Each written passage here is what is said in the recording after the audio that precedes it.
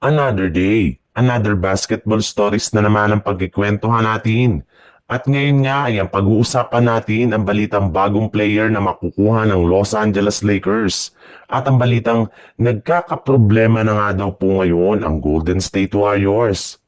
Kahit gustuhin man nga ng Los Angeles Lakers na bigyan ng bagong contract extension sa LeBron James para mapahaba ang kanyang pananatili ay ibinulgar na nga ni Shams Charania na questionable na nga ang kanyang future ngayon sa kanilang lineup. Meron na lang naman nga itong 1 taon sa kanyang kasalukuyang kontrata at magiging isa na nga siyang ganap na unrestricted free agent next summer. Bukod rin dyan, sa kabila nga ng kanyang edad ngayon na 41 years old, ay may mga kakumpetensya pa rin nga sa kanya ang Los Angeles Lakers sa pagkuha dito. In fact, base nga sa kalalabas pa lang na balita ng isang NBA insider, meron nga daw pong 4 na kupunan ang nagbigay ng interes sa pagkuha kay LeBron James sa pamamagitan ng isang trade ngayong offseason na kinabibilangan ng Miami Heat, Dallas Mavericks, Golden State Warriors at ang Los Angeles Clippers.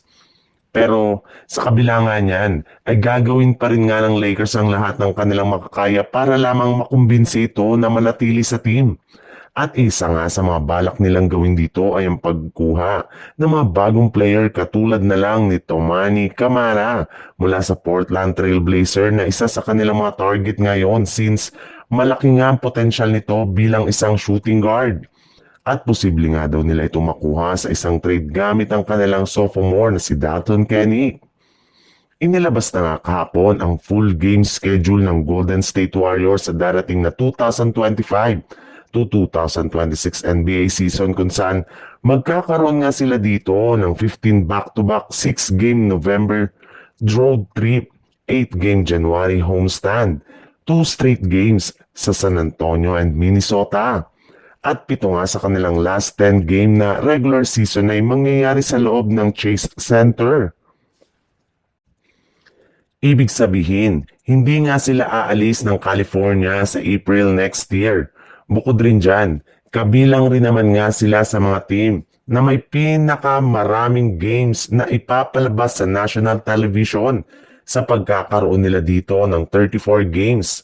Kaya mukhang official nang isinet ng NBA ang magiging kampanya ng Golden State Warriors next season.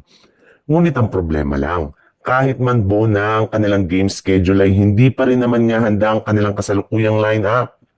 In fact, makalipas nga ang ilang buwan mula nang magbukas ang off-season, ay sila pa rin nga ang nag-iisang team na wala pang nagagawa ni isa mang move, signings at trade ng buong NBA. Hindi pa rin naman nga nila nahanap at nakukuha ang center na ipangpapalit nila sa inaiwanang pwesto ni Kevin Looney.